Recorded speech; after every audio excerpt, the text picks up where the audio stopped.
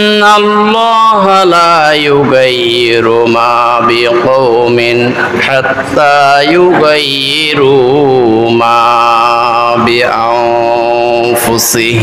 সূরা Ra'ad আয়াত number 11। আল্লাহ রাব্বুল আলামিন বলেন, ইন্নাল্লাহা লা ইউগাইয়িরু মা বিকওমিন, নিশ্চয়ই আল্লাহ সুবহানাহু ওয়া তাআলা একটা জাতিকে কখনো ধ্বংস করে না, একটা জাতির উপরে কখনো ততক্ষণ পর্যন্ত বিপদ নাজিল করেন না, হাত্তা ইউগাইয়িরু মা বিআনফুসিহিম, যতক্ষণ পর্যন্ত ওই জাতি তাদের নিজেদের পরিবর্তন নিজেরা না করে। একটা জাতি যতক্ষণ পর্যন্ত জুলুম করতে করতে, নফসের উপরে জুলুম করতে করতে, পাপ করতে করতে, অপরাধ করতে করতে একটা জাতি যখন নিজের নফসকে জ্বালিয়ে পুড়িয়ে ছারখার করে ফেলে, তখন আল্লাহ রাব্বুল আলামিন ওই জাতির উপরে একটার পর একটা শুধু আযাব এবং গজব দিতে থাকে। নাউযুবিল্লাহ বলেন। তো এই জন্য আল্লাহ রাব্বুল আলামিন বলতেছেন, ইন্নাল্লাহা লা ইউগাইয়িরু মা বিকওমিন, নিশ্চয়ই আল্লাহ ততক্ষণ পর্যন্ত একটা জাতির উপরে ধ্বংস নাজিল করেন না, গজব নাজিল করেন না, একটা জাতিকে ততক্ষণ পর্যন্ত পরিবর্তন করেন না, হাত্তা ইউগাইয়িরু মা বিআনফুসিহিম, যতক্ষণ পর্যন্ত ওই জাতি নিজেরাই নিজেদের ধ্বংস ডেকে না আনে। পেয়ারে হাজরিন, এই জন্য আল্লাহ রাব্বুল আলামিন বলেন, যহারাল ফাসাদু ফিল বাররি ওয়াল বাহরি বিমা কাসাবাত আইদিন নাস। সূরা রুম আয়াত নাম্বার 11। আল্লাহ রাব্বুল আলামিন বলেন, যহারাল ফাসাদু ফিল বাররি ওয়াল বাহরি, পৃথিবীর জলে স্থলে যত বিপর্যয়, যত মুসিবত, সমস্ত মুসিবতগুলো বিমা কাসাবাত আইদিন নাস, এগুলো সব মানুষের হাতের কামাই। জলে এবং স্থলে যত বিপর্যয়, যত মুসিবত, যত বালা মুসিবত আমরা দেখতে পাই, এগুলো আসলে মূলত মানুষের হাতের কামাই, মানুষের পাপের ফসল, মানুষের অপরাধের ফসল। মানুষ পাপ করতে করতে পাপটাকে একসময় পাপে মনে করে না। সিগারেট, বিড়ি এবং গাঁজা খাইতে খাইতে, হিরোইন, ইয়াবা খাইতে খাইতে এক সময় এটারে পাপে মনে করে না, এটা যে হারাম। ইন্নামাল খামরু ওয়াল মাইসিরু ওয়াল আনসাবু ওয়াল আজলামু রিজসুম মিন আমালিশ শাইতান, মদ খাওয়া, জুয়া খেলা, মূর্তি পূজা করা এবং লটারি ধরা, এই কাজগুলো যে হারাম, এই হারাম কে করেছে? আল্লাহ এগুলোকে হারাম করেছে, এগুলোকে পাপে মনে করে না। এগুলা করতে করতে, জেনা ব্যভিচার করতে করতে করতে করতে এক সময় জেনাটাকে হারামে মনে করে না, এটাকে জায়েজ মনে করে। এমনি ভাবে এই পৃথিবীর মানুষগুলো গুনাহ করতে করতে করতে যখন এক সময় সীমা ছাড়িয়ে যায়, তখন আল্লাহ পাক রব্বুল আলামিন বলেন, যহারাল ফাসাদু ফিল বাররি ওয়াল বাহরি বিমা কাসাবাত আইদিন নাস, পৃথিবীর জলে স্থলে যত বিপর্যয়, যত মুসিবত, সমস্ত মুসিবতগুলো হলো মানুষের হাতের কামাই। তো এই জন্য আখিরি জামানায় এই মানুষের পাপের কারণে, অপরাধের কারণে আল্লাহর আযাব ও গজব কিভাবে আসবে? একটা তসবির রশি ছিঁড়ে গেলে, একটার পর একটা তসবির দানা যেভাবে পড়তে থাকে, আখিরি জামানায় এই মানুষের পাপের কারণে আল্লাহর আযাব ও গজব, আল্লাহর লানত এমনি ভাবে একটার পর একটা আসতে থাকবে। জোরে বল নাউযুবিল্লাহ। যহারাল ফাসাদু ফিল বাররি ওয়াল বাহরি বিমা কাসাবাত আইদিন নাস, এই পৃথিবীর জলে স্থলে যত বিপদ, যত মুসিবত, যত বালা মুসিবত, এগুলা সব মানুষের হাতের কামাই। এই জন্য সতর্ক হতে হবে, এই জন্য সতর্ক হতে হবে। আমরা শুধু নিজেরাই আমল করি, আমরা মসজিদে আসি, নামাজ পড়ি, আমরা রোজা রাখি, আমরা নিজেরা জিকির করে কোরআন তেলাওয়াত করি, কিন্তু আমাদের আশেপাশে অসংখ্য অগণিত পাপিষ্ঠ আল্লাহর বান্দারা, এই বান্দারা যে এত গুনাহ করতেছে আমরা ভ্রুক্ষেপ করি না, মনে করেছি আমরা বেঁচে গেছি। না, এই সমাজের মধ্যে যে সমস্ত জেনার কাজ এবং সুদের কাজ চলে, এই সুদের কাজ, কিস্তির কাজ, আপনি দেখতেছেন আপনার সামনে দিয়ে অসংখ্য মহিলারা এতটুকু এতটুকু বই নিয়ে যাচ্ছে অমুক বাড়িতে অমুক বাড়িতে যাচ্ছি, কি দেওয়ার জন্য? কিস্তি দেওয়ার জন্য, সুদের কিস্তি দেওয়ার জন্য। আপনি কিছুই বলেন নাই, আপনি হাসি দিচ্ছেন।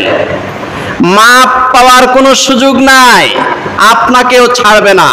আল্লাহর আযাব ও গজব যখন আসবে আপনাকেও গ্রাস করবে। এই যে করোনা ভাইরাস এসেছে, সবাইকে আক্রমণ করেছে। যখন ভূমিকম্প আসে সবার উপরে আক্রমণ করে, যারা এই সুদের কাজ করে নাই তাদের উপরেও এই ভূমিকম্প নাজিল হয়। এখন যে কঠিন উত্তাপ, সমস্ত স্কুল মাদ্রাসা কলেজ সব বন্ধ হয়ে গেছে। এই আযাব ও গজব শুধু যারা সুদ খায়, জেনা করে তাদের উপরেই আসে নাই। যারা সুদ খায় না, সুদ দেয় না, যারা জেনা ব্যভিচার করে না তাদের উপরেই উত্তাপ এসেছে। এই জন্য রাসূলুল্লাহ সাল্লাল্লাহু আলাইহি ওয়াসাল্লাম বলেন, ইজা যহারা যিনা ওয়ার রিবা ফি ক্বরিয়াতিন ফাকাদ আহাল্লু বিআনফুসিহিম আযাবাল্লাহ। হাদিসটা সহিহ আত-তারগিব ও তারহিবের 3য় খণ্ড 69 পৃষ্ঠার হাদিস। রাসূলুল্লাহ সাল্লাল্লাহু আলাইহি ওয়াসাল্লাম বলেন, ইজা যহারা যিনা ওয়ার রিবা ফি ক্বরিয়াতিন, যখন কোনো একটা এলাকায়, কোনো একটা অঞ্চলে প্রকাশ্য জেনা চলে, কেউ বাধা দেয় না, জানে আমার ভাতিজা অমুক মেয়ের সাথে জেনা করতেছে, জানিও জানে না, শুনিও শুনে না, দেখিও দেখে না, এরপরে প্রকাশ্য সুদের কাজ করতেছে, সুদ দিতেছে, সুদ নিতেছে, সুদ খাইতেছে, সুদের সাক্ষী হইতেছে। এই সমস্ত কাজ যখন একটা সমাজে দেদারসে চলে, দেদারসে যখন প্রকাশ্য চলে, কোন সর্দার মাতবররা মানা করে না, এরপরে এলাকার গণ্যমান্য ব্যক্তি তারাও মানা করে না, বড় ভাইও মানা করে না, বাবাও মানা করে না, স্বামীও এগুলোতে বাধা দেয় না। আল্লাহ রাসূল সাল্লাল্লাহু আলাইহি ওয়াসাল্লাম বলেন, ইজা যহারা যিনা ওয়ার রিবা ফি ক্বরিয়াতিন ফাকাদ আহাল্লু বিআনফুসিহিম আযাবাল্লাহ। ওই মুহূর্তে আল্লাহ রাব্বুল আলামিন আসমান থেকে ওই এলাকার মধ্যে আযাব এবং গজব নাযিল করেন। জোরে নাউজুবিল্লাহ। প্যারা হাজরিন, ওই যে আল্লাহ রাব্বুল আলামিন বলেছেন সূরা রুমের 41 নম্বর আয়াতে, যহারাল ফাসাদু ফিল বাররি ওয়াল বাহরি বিমা কাসাবাত আইদিন নাস, পৃথিবীর জলে স্থলে যত বিপর্যয়, যত মুসিবত সব মানুষের হাতের কামাই। এখন আমরা এই হাদিস থেকে বুঝলাম, ইজা যহারা যিনা ওয়ার রিবা ফি ক্বরিয়াতিন, যখন কোনো এলাকায়, কোনো অঞ্চলে, কোনো দেশে প্রকাশ্য জেনা চলে, একদম লাইসেন্স করা জেনা, এই জায়গায় লাইসেন্স করা জেনা ব্যভিচার চলবে, এই ধরনের প্রকাশ্য জেনা ব্যভিচার চলবে এবং সুদের কাজ প্রকাশ্য চলবে। ফাকাদ আহাল্লু বিআনফুসিহিম আযাবাল্লাহ, তখন ওই এলাকায়, ওই দেশে, ওই অঞ্চলে আল্লাহর আযাব ও গজব আসমান থেকে একটার পর একটা শুধু নাজিল হইতে থাকবে। জোরে নাউজুবিল্লাহ। এই জন্য সতর্ক হতে হবে। নিজেই শুধু আমল করলে চলবে না, আমাদের আশেপাশে তাকাইতে হবে, সামনে পিছনে ডাইনে বামে তাকাইতে হবে, আমাদের চতুর্পার্শ্বে যারা আছে তাদেরকে সতর্ক করতে হবে।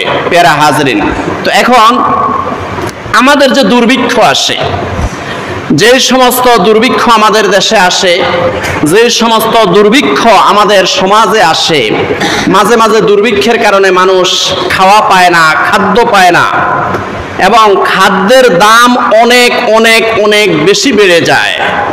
এই যে দুর্ভিক্ষ, ওই মুহূর্তে দেখা যায় যারা টাকাওয়ালা, পয়সাওয়ালা, এরা 10 টাকার যে পণ্যটা, এটা 500 টাকা দিয়ে কিনে খাইতে পারে।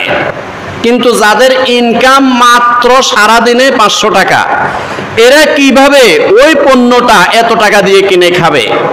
এটাই হলো দুর্ভিক্ষ। এই দুর্ভিক্ষ আসার কারণ রাসূলুল্লাহ সাল্লাল্লাহু আলাইহি ওয়াসাল্লাম বলেছেন, মা মিন কওমিন ইয়াজহারু ফীহিমুর রিবা ইল্লা উখিযু বিসানা। রাসূলুল্লাহ সাল্লাল্লাহু আলাইহি ওয়াসাল্লাম বলেন, যখন কোন সমাজের মধ্যে, যখন কোন এলাকায়, যখন কোন দেশে প্রকাশ্য সুদের কাজ চলে, কেউ মানা করে না, এটাকে পাপে মনে করে না, এটাকে গুনাহ মনে করে না, ইল্লা উখিযু বিসানা, তখন ওই সমাজে, ওই এলাকায়, ওই দেশে দুর্ভিক্ষ আসে। আর এই দুর্ভিক্ষের কারণে সবচেয়ে কষ্ট পায় গরিব মানুষ।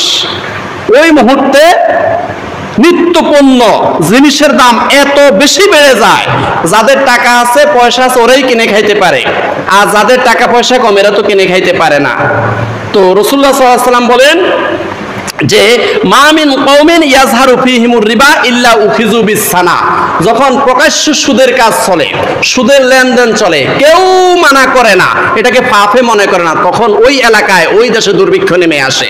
ওমা মিন কওমিন ইয়াজহারু ফীহিমুর রিশা ইল্লা উখিযু বিরুবে, এই হাদিসটা আছে মুসনাদে আহমদ শরীফের 17822 নম্বর হাদিস। রাসূলুল্লাহ সাল্লাল্লাহু আলাইহি সাল্লাম এই হাদিসের লাস্টে বলেন যে ওমা মিন কওমিন ইয়াজহারু ফীহিমুর রিশা ইল্লা উখিযু বিরুবে, যখন কোনো এলাকায়, যখন কোনো সমাজে, যখন কোনো দেশে প্রকাশ্য ঘুষের কাজ চলে, কেউ মানা করে না, ঘুষ দাতা সেও এটার পাপ মনে করে দেয় না, আর যে ঘুষ নিতেছে অথচ সে একটু আগে মসজিদ থেকে এসেছে, ঘুষটা পকেটে লইয়া আবার আসরের নামাজে যাইতেছে, মাথার মধ্যে টুপিও আছে, এখান থেকে ঘুষ নিতেছে, মুখের মধ্যে দাঁড়িয়ে আছে, আবার এখান থেকে ঘুষ নিতেছে, কি ভুল বলতেছি? হ্যাঁ, সবাই বললেন না, ভুল বলতেছি? ঘুষটাকে পাপে মনে করে না। মুসনাদে আহমদ শরীফের 17822 নম্বর হাদিস, রাসূলুল্লাহ সাল্লাল্লাহু আলাইহি ওয়াসাল্লাম বলেন ওমা মিন কওমিন ইয়াজহারু ফীহিমুর রিশা ইল্লা উখিযু বিরুবে, যখন কোনো এলাকায়, যখন কোনো অঞ্চলে, যখন কোনো সমাজে, যখন কোনো দেশে প্রকাশ্য ঘুষের কাজ চলে, প্রত্যেকটা অফিসার ঘুষ নিয়ে ফাইলে সিগনেচার করে, ঘুষ পাবে না ফাইলে সিগনেচার করবে না, এমন ঘুষের কাজ যখন প্রচলন হয়ে যায়, ঘুষ দাতাও এটাকে পাপ মনে করে না, আর ঘুষ যে গ্রহীতা সেও এটাকে পাপ মনে করে না।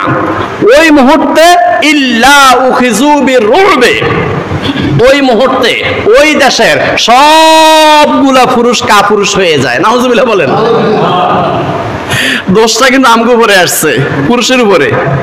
কে বলতেছে? মুহাম্মদুর রাসূলুল্লাহ সাল্লাল্লাহু আলাইহি ওয়াসাল্লাম বলতেছেন মুসনাদে আহমদ শরীফের 17822 নম্বর হাদিস, ইল্লা উখিযু বিরুবে, ওই সমাজের, ওই দেশের প্রত্যেকটা পুরুষ কাপুরুষ হয়ে যায়।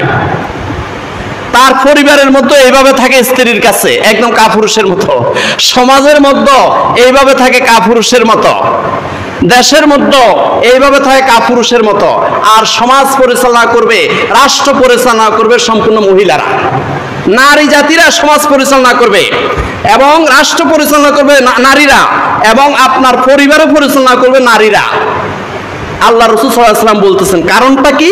ঘুষের প্রচলনের কারণে, ঘুষের ছড়াছড়ির কারণে, ঘুষটাকে পাপ মনে না করার কারণে, একদম প্রকাশ্যে ঘুষের কাজ চলার কারণে ইল্লা উখিযু বিরুবে, সবগুলো পুরুষ ওই মুহূর্তে কাপুরুষ হয়ে যাবে। ফেরে হাজরিন, এই জন্য আমাদেরকে সতর্ক হতে হবে। আমাদের চারপাশে, সামনে পিছনে ডাইনে বামে যারা আছে তাদের দিকেও একটু তাকাইতে হবে। আমরা শুধু নিজেই আমল করব আর চতুর্দিকে তারা পাপের মধ্যে ডুবে থাকবে, আপনি মনে করছেন আপনি সেরে গেছেন, না, সারার কোনো উপায় নাই। এই জন্য রাসূলুল্লাহ সাল্লাল্লাহু আলাইহি ওয়াসাল্লাম বলেন, আল্লাহ নবী সাল্লাল্লাহু আলাইহি ওয়াসাল্লাম বলেন আওহাল্লাহু ইলা জিবরাইল আলাইহিস সালাতু ওয়াস সালাম আনিকলিব মাদিনাতা কাযা ওয়া কাযা বিআহলিহা ফাকালা ইয়া রাব্বি ইন্না ফীহিম আবদাকা ফুলানান লাম ইয়াসিকা তারফাতা আইনিন ক্বালা ফাকালা ইকলিবহা আলাইহি ওয়া আলাইহিম ফাইন্না ওয়াজহাহু লাম ইয়াতামার ফি সাআতি কত্তু রাওয়াহুল বাইহাকি। বাইহাকি শরীফের হাদিস। রাসূলুল্লাহ সাল্লাল্লাহু আলাইহি সাল্লাম বলেন যে আওহাল্লাহু ইলা জিবরাইল আলাইহিস সালাতু ওয়াস সালাম আনিকলিব মাদিনাতা কাযা ওয়া কাযা। রাসূলুল্লাহ সাল্লাল্লাহু আলাইহি সাল্লাম বলেন আল্লাহ রাব্বুল আলামিন একদিন জিব্রাইল আলাইহিস সালাতু ওয়াস সালামকে বললেন, ও জিব্রাইল আলাইহিস সালাতু ওয়াস সালাম, ওই এলাকাটায় যান, ওই দেশটার মধ্যে যাইয়া এই দেশটাকে এইভাবে ধরেন, ধরে উপরের দিকে উঠাইবেন, উঠায় এই দেশটাকে এইভাবে উপুল করে দিয়া এই দেশটাকে আপনি ধ্বংস করে দেন। আওহাল্লাহু ইলা জিবরাইল আলাইহিস সালাতু ওয়াস সালাম আনিকলিব মাদিনাতা কাযা ওয়া কাযা, ওই দেশটাকে এইভাবে উল্টাইয়া তাদেরকে ধ্বংস করে দেন। ফাকালা জিবরাইল আলাইহিস সালাতু ওয়াস সালাম ইয়া রাব্বি ইন্না ফীহিম আবদাকা ফুলানান লাম ইয়াসিকা তরফাতা আইনিন। এবার জিবরাইল আলাইহিস সালাম ওই দেশে গেলেন, ওই এলাকায় গেলেন।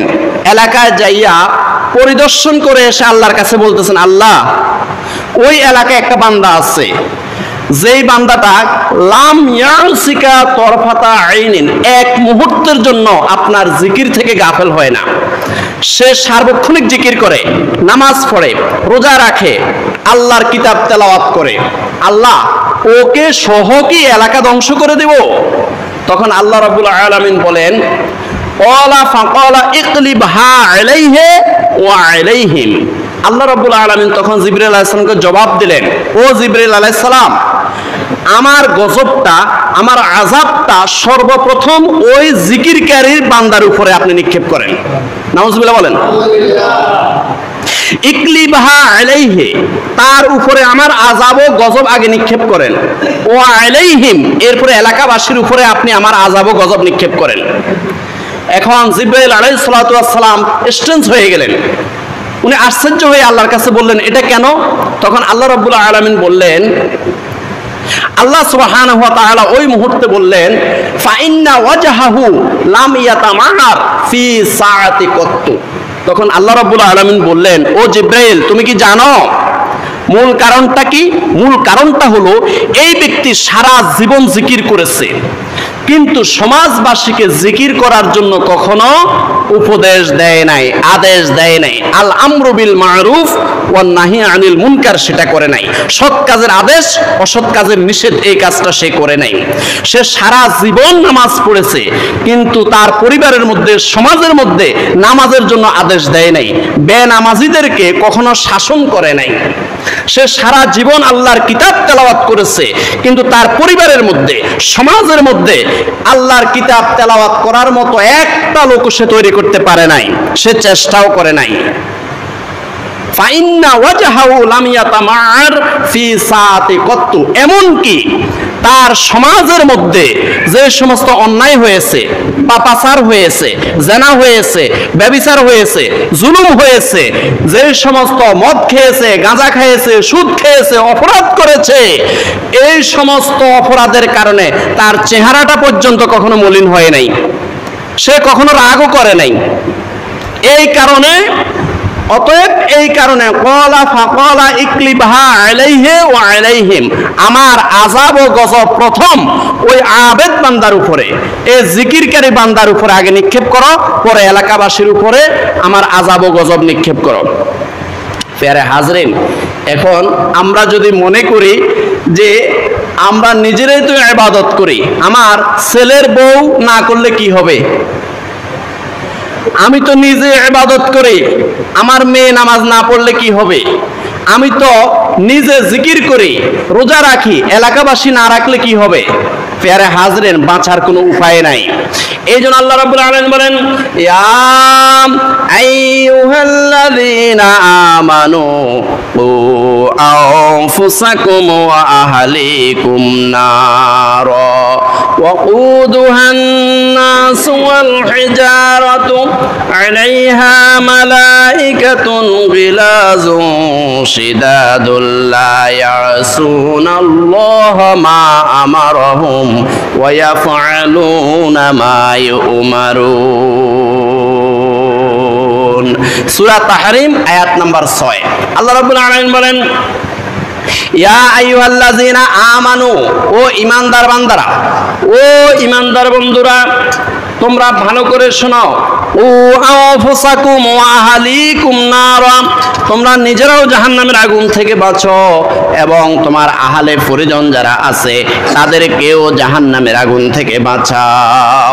নিজেরাই শুধু জাহান্নামের আগুন থেকে বাঁচবে আর তুমি সেরে যাবে, হ্যাঁ, এই ব্যাপারে খুব কঠিন ভাবে তোমাকে মনে রাখতে হবে, বাঁচার কোনো উপায় নাই।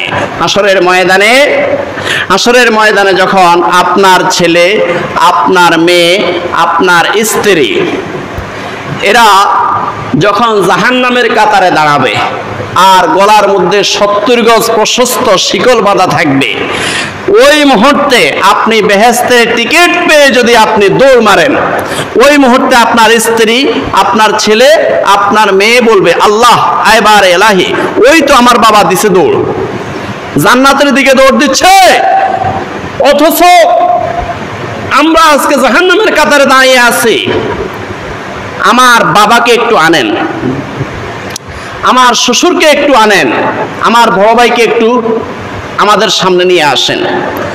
তখন আল্লাহ পাক রব্বুল আলামিন ওই বাবাকে, ওই বড় ভাইকে, ওই স্বামীকে, ওই শ্বশুরকে সামনে আনবে। সামনে এনে তখন ওই জাহান্নামের কাতারে যারা দাঁড়িয়ে আছে, কারা? স্ত্রী, ছেলে, মেয়ে, পুত্রবধূ, এদেরকে বলবে তোমাদের অভিযোগগুলো বলো। তখন ওরা বলবে আয় বারে এলাহি, আমরা দুনিয়ার মধ্যে এই বড় ভাইয়ের সামনে, এই বাবার সামনে, এই শ্বশুরের সামনে, এই স্বামীর সামনে আমরা নামাজ পড়ি নাই, কখনো আমাদেরকে শাসন করে নাই, কখনো আমাদেরকে নামাজের জন্য বুঝায় নাই। আমরা সাজুগুজু করে আমরা সাত্তার প্লাজা, স্টান প্লাজায় চলে যাইতাম, আমাদের পেট দেখাইয়া, পিঠ দেখাইয়া, নাভি দেখাইয়া আমরা অর্ধ উলঙ্গ হয়ে আমরা বেফট দিকে বেহায়ামি অবস্থায় আমরা চলে যাইতাম বাহিরে।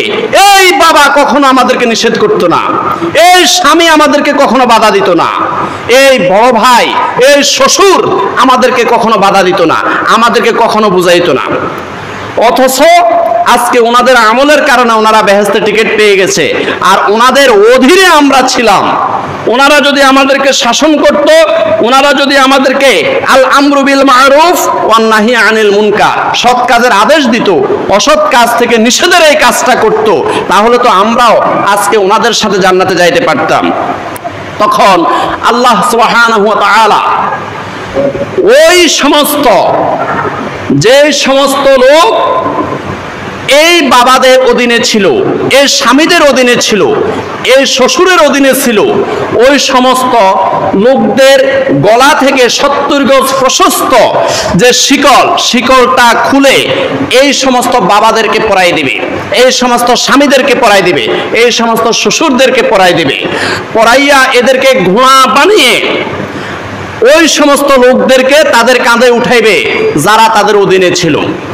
তাদের অধীনে তাদের পুত্রবধূ ছিল, ছেলে ছিল, মেয়ে ছিল, এবং তাদের নাতি নাতনি যারা ছিল, এদেরকে তাদের কাঁধের উপরে বসাইয়া এদেরকে ঘোড়া বানাইয়া একসাথে 70 গজ প্রশস্ত যেই শিকল, এই শিকল ধরে টেনে টেনে উভয় পক্ষকে জাহান্নামের মধ্যে নিক্ষেপ করবে। খুযুহু ফাগুল্লুহু সুম্মাল জাহিমা সাল্লুহু, এদেরকে ধরো, এদের চুলের মুষ্টি চেপে ধরো, এদেরকে জাহান্নামের মধ্যে কিক মেরে তোমরা ফেলে দাও। নাউজুবিল্লাহ বলেন।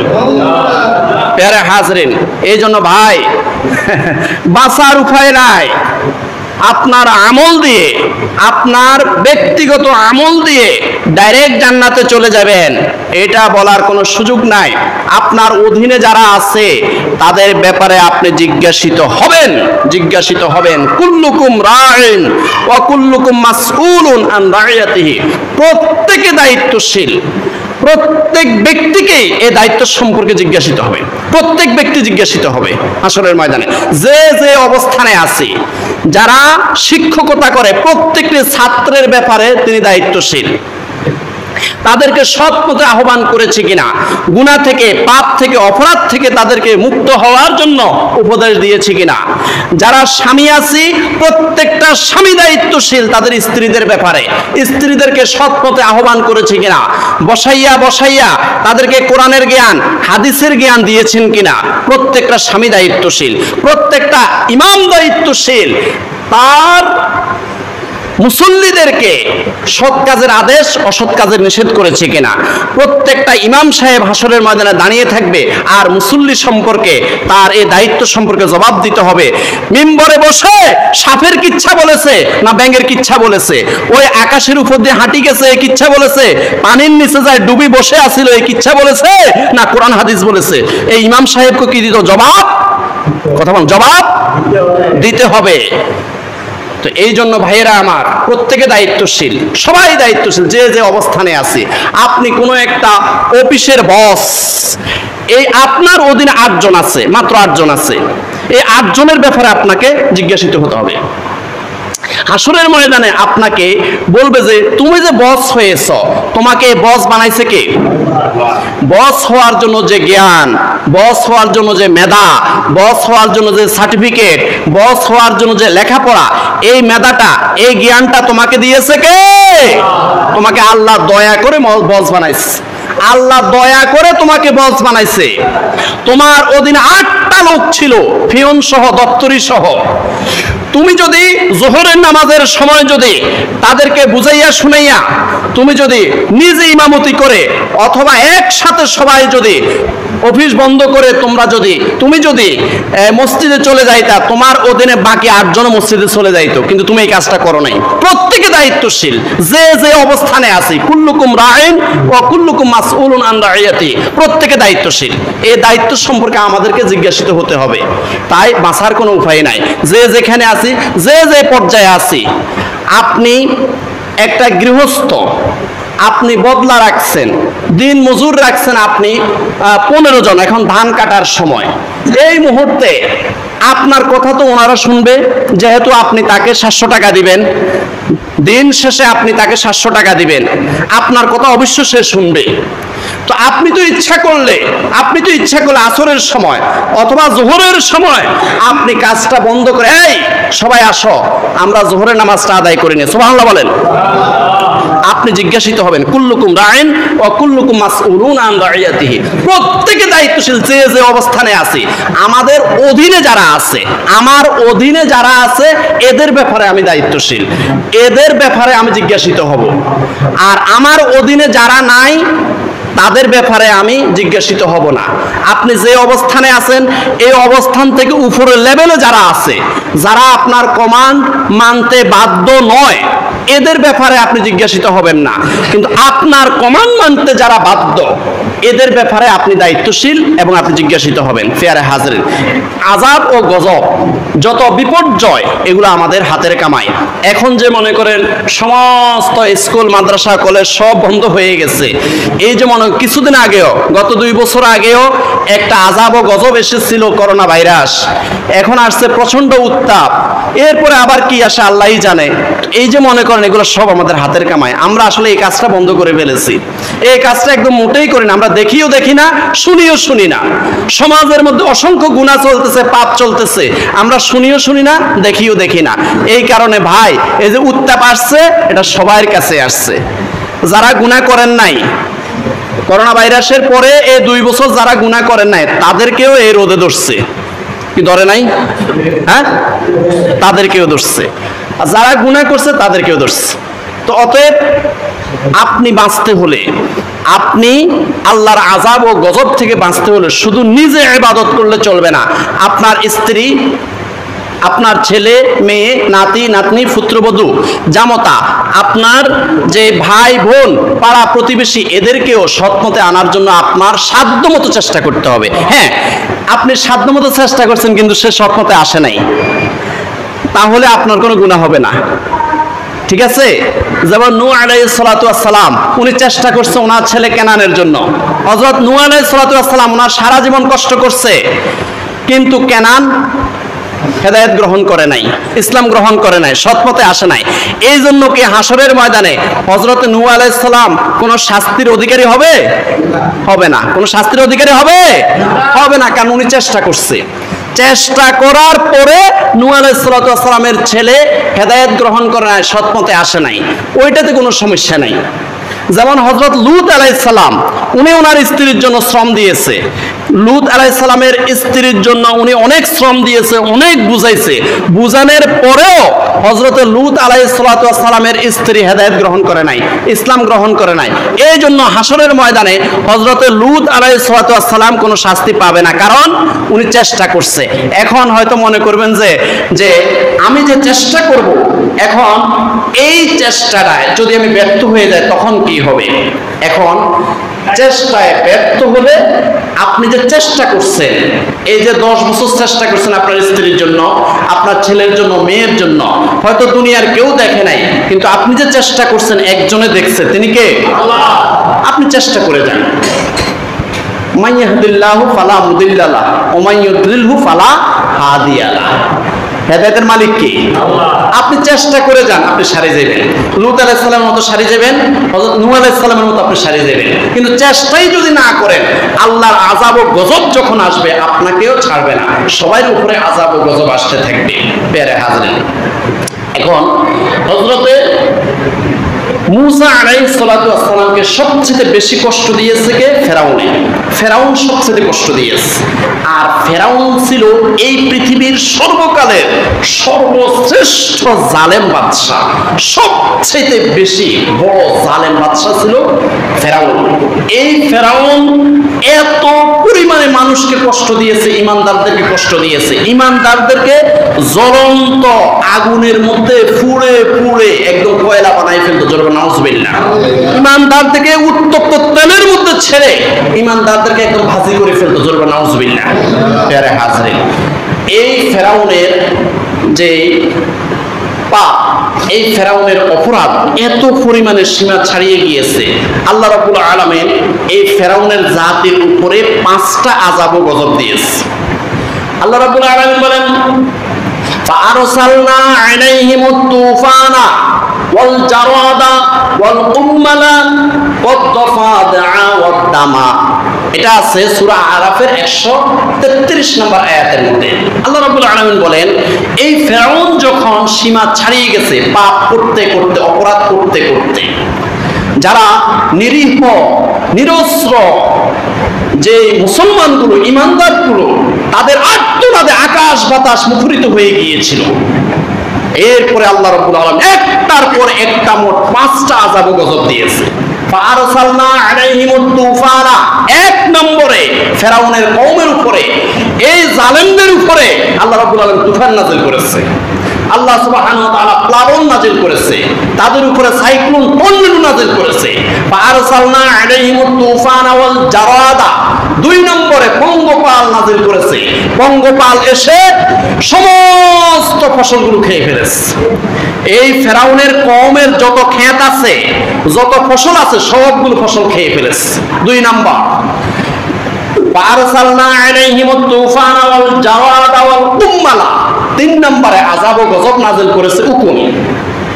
সমস্ত চুলের মধ্যে, দাঁড়ির মধ্যে, সমস্ত দেহের মধ্যে এবং সমস্ত আসবাবপত্রের মধ্যে, কাঁথার মধ্যে, কম্বলের মধ্যে এবং লেপের মধ্যে, সমস্ত জিনিসের মধ্যে আল্লাহ রাব্বুল আলামিন crore crore, million, billion, trillion, অক্টালিয়ন উকুন নাযিল করে দিয়েছে। উকুনের জ্বালায় তারা আর 1 সেকেন্ডও শান্তি পায় নাই। নাউজুবিল্লাহ। এইভাবে আল্লাহ রাব্বুল আলামিন একটার পর একটা গজব নাযিল করা শুরু করলেন। 4 নম্বর আল্লাহ রাব্বুল আলামিন তাদের উপরে আযাব ও গজব নাযিল করলেন কি? তাদের উপরে ব্যাঙ নাযিল করলেন। এত পরিমাণে ব্যাঙ আসলো আল্লাহর হুকুমে, তাদের প্রত্যেকটা পাত্রের মধ্যে ব্যাঙ, প্রত্যেকটা ডেক্সির মধ্যে ব্যাঙ, বালতির মধ্যে ব্যাঙ, তাদের প্লেটে ব্যাঙ, শুইতে গেছে সমস্ত ল্যাপ তোষকের মধ্যে শুধু ব্যাঙ, তারা পুকুরে গেছে ওইখানেও ব্যাঙ, শুধু ব্যাঙ আর ব্যাঙ। ব্যাঙের জ্বালা তারা একটা সেকেন্ডও শান্তি পায় নাই। নাউজুবিল্লাহ। ফারসালনা আলাইহিমুত তুফানা ওয়াল জারাদা ওয়াল কুম্মালা ওয়াদ দাফাদিআ ওয়াদ দামা, 5 নম্বরে আল্লাহ পাক রব্বুল আলামিন রক্ত নাযিল করলেন তাদের উপরে আযাব ও গজব হিসাবে। তাদের সমস্ত পুকুরগুলো, নদীগুলো সব রক্তে পরিপূর্ণ হয়ে গেল। তাদের সমস্ত গ্লাসের মধ্যে, জগের মধ্যে, কলসির মধ্যে যেখানে তারা পানি খেতে যায় সবগুলো পানি রক্তে পরিপূর্ণ হয়ে গেল। এইভাবে আযাব ও গজব দিয়ে আল্লাহ রাব্বুল আলামিন তাদেরকে সতর্ক করতে চেয়েছেন, কিন্তু তারা সতর্ক হয় নাই। অবশেষে লোহিত সাগরের মধ্যে তারা আল্লাহর হুকুমে ডুবে মরল। ফিয়ারে হাজরে, আল্লাহ রাব্বুল আলামিন এগুলো আমাদেরকে সতর্কতা দিচ্ছেন যে একবার করোনা ভাইরাস পাঠায়, আবার বার্ড ফ্লু রোগ পাঠায়, আবার ক্যান্সার পাঠায়, আবার যক্ষা পাঠায়, আবার এখন কঠিন উত্তাপ পাঠায়। এই যে আযাব ও গজবগুলো আমাদেরকে দিয়ে আমাদেরকে সতর্ক করতেছেন। এরকম সতর্ক ফেরাউনের জাতিকেও আল্লাহ পাক রব্বুল আলামিন 5 বার সতর্ক করেছে। সূরা আরাফের 133 নম্বর আয়াত, ফাআরসালনা আলাইহিমুত তুফানা ওয়াল জারাদা ওয়াল কুম্মালা ওয়াদ দাফাদা ওয়াদ দামা। এই 5টা সতর্কতা তাদেরকে করেছে, কিন্তু তারা সতর্ক হয় নাই। এখন আমরাও যদি ফেরাউন জাতির মতো যদি আমরা যদি এইভাবে সতর্কতা গ্রহণ না করে, আমরা যদি তওবা না করে, আমরা যদি ইস্তেগফার না করি, তাহলে আমাদের সাথে আর ফেরাউন জাতির সাথে আর পার্থক্যটা রইল কি? এই জন্য আযাব ও গজব যখন আসে তখন আমাদেরকে তওবা করতে হবে, আমাদেরকে ইস্তেগফার করতে হবে। এই জন্য আল্লাহ পাক রব্বুল আলামিন বলেন, ইস্তাগফিরু রাব্বাকুম ইন্নাহু কানা গফফারা ইউরসিলিস সামাআ আলাইকুম মিদরারা ওয়া ইউমদিদুকুম বিআমওয়ালিন ওয়া বানিনা ওয়া ইয়াজআল লাকুম জান্নাতিন ওয়া ইয়াজআল লাকুম আনহারা। সূরা নূহ আয়াত নাম্বার 10, 11, 12। আল্লাহ রাব্বুল আলামিন বলেন, ও আমার বান্দারা, তোমরা বেশি বেশি করে ইস্তেগফার করো। ইস্তাগফিরু রাব্বাকুম, তোমরা তোমাদের রবের কাছে বেশি বেশি ইস্তেগফার করো। আস্তাগফিরুল্লাহ, আস্তাগফিরুল্লাহ, আস্তাগফিরুল্লাহ। আল্লাহ আমাকে ক্ষমা করে দাও, আল্লাহ আমাকে মাফ করে দাও, আল্লাহ তোমার কাছে আমি ক্ষমা চাই, আমি গুনাহগার, আমি পাপী, আমি অপরাধী, আমি আমার নফসের উপরে জুলুম করেছি, আল্লাহ আমাকে ক্ষমা করে দাও। ইস্তাগফিরু রাব্বাকুম, তোমরা তোমাদের রবের কাছে বেশি বেশি করে ক্ষমা চাও। ইন্নাহু কানা গফফারা, তোমরা যত জুলুম করেছো, যত অন্যায় করেছো, যত পাপ করেছো, সবগুলো পাপ ক্ষমা করে দিবে কে? ইন্নাহু কানা গফফারা, তোমাদের সবগুলো গুনাহ মাফ করে দিবে। ইউরসিলিস সামাআ আলাইকুম মিদরারা, তোমরা যদি ইস্তেগফার করো, বেশি বেশি করে যদি আস্তাগফিরুল্লাহ পড়ো, আল্লাহর কাছে ক্ষমা চাও, তাহলে আকাশ থেকে বৃষ্টি নাজিল করবে কে? আল্লাহ ওয়াদা দিতেছেন, আল্লাহ ওয়াদা দিয়ে দিলেন আকাশ থেকে বৃষ্টি নাজিল হবে। তোমরা আগে তওবা করতে হবে। ইস্তাগফিরু রাব্বাকুম, তোমরা তোমাদের রবের কাছে বেশি বেশি করে তওবা করো, ইস্তেগফার করো। ইন্নাহু কানা গফফারা, তিনি ক্ষমাশীল। ইউরসিলিস সামাআ আলাইকুম মিদরারা, যদি তোমরা ইস্তেগফার করো, ক্ষমা চাও আল্লাহর কাছে, তাহলে আকাশ থেকে তোমাদের জন্য বৃষ্টি নাজিল করবেন। ওয়ায়ুমদিদুকুম বিআমওয়ালি ওয়া বানিনা, আর তোমরা যদি বেশি বেশি করে ইস্তেগফার করো, আল্লাহর কাছে বেশি বেশি করে যদি ক্ষমা চাও, তাহলে ওয়ায়ুমদিদুকুম বিআমওয়ালিন, তোমরা যারা অভাবী আছো, তোমাদের অভাব পূরণ করে তোমাদেরকে মাল সম্পদ দিয়ে সমৃদ্ধ করে দেবেন কে? আল্লাহ। ওয়ায়ুমদিদুকুম বিআমওয়ালিন ওয়া বানিনা, তোমরা যদি বেশি বেশি করে তওবা করো, ইস্তেগফার করো, তোমাদের মধ্যে যারা নিঃসন্তান আছে, সন্তান নাই, ছেলে নাই অথবা মেয়ে নাই, অথবা ছেলেও নাই মেয়েও নাই, এই ধরনের নিঃসন্তান যারা আছো, তোমরা বেশি বেশি করে আস্তাগফিরুল্লাহ পড়ো। এই ইস্তেগফার করলে তোমাদেরকে সন্তান দিয়ে তোমাদের কলিজা ঠান্ডা করে দেবে কে? ওয়ায়ুমদিদুকুম বিআমওয়ালিন ওয়া বানিনা ওয়া ইয়াজআল লাকুম জান্নাতিন। 4 নম্বরে হলো, তোমরা যদি বেশি বেশি করে তওবা করো, বেশি বেশি করে যদি ইস্তেগফার করো, তাহলে তোমাদের যে ক্ষেত আছে, ফসল আছে, এই ফসলগুলো আল্লাহ রাব্বুল আলামিন সুজলা সুফলা, শস্য শ্যামলা করে দিয়ে ফুলে ফলে পূরণ করে দিবেন। সুবহানাল্লাহ। ওয়া ইয়াজআল লাকুম আনহারা। 5 নম্বরে হলো, তোমরা যদি বেশি বেশি করে ইস্তেগফার করো, বেশি বেশি করে যদি তওবা করো, বেশি বেশি করে যদি আল্লাহর কাছে ক্ষমা চাও, আস্তাগফিরুল্লাহ, আস্তাগফিরুল্লাহ, আস্তাগফিরুল্লাহ, যদি বেশি বেশি করে আল্লাহর কাছে ক্ষমা চাও, ওয়া ইয়াজআল লাকুম আনহারা, তোমাদের পুকুর, তোমাদের নদী নালা, এগুলা সব পানি দিয়ে পরিপূর্ণ করে দিবেন আল্লাহ। সুবহানাল্লাহ।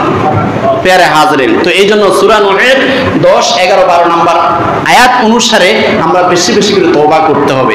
নির্দেশ কার? জোরে বলেন, নির্দেশ কার? ইস্তাগফিরু রাব্বাকুম, তোমরা বেশি বেশি করে তওবা করো। ইন্নাহু কানা গফফারা, আল্লাহ তোমাদের সবগুলো গুনাহ মাফ করে দিবেন। ইউরসিলিস সামাআ আলাইকুম মিদরারা, এই যে বৃষ্টির অভাবে, পানির অভাবে, ঠান্ডা শীতল বাতাসের অভাবে যে আমরা এখন উত্তাপের মধ্যে কষ্ট পাইতেছি, তাহলে আকাশ থেকে বৃষ্টি নাজিল করে আমাদের এই এনভায়রনমেন্টকে, এই পরিবেশকে শীতল করে দিতে পারে কে? ইউরসিলিস সামাআ আলাইকুম মিদরারা, বেশি বেশি করে ইস্তেগফার করলে, বেশি বেশি তওবা করলে, বেশি বেশি আস্তাগফিরুল্লাহ পড়লে, আল্লাহ পাক আকাশ থেকে বৃষ্টি নাজিল করবেন।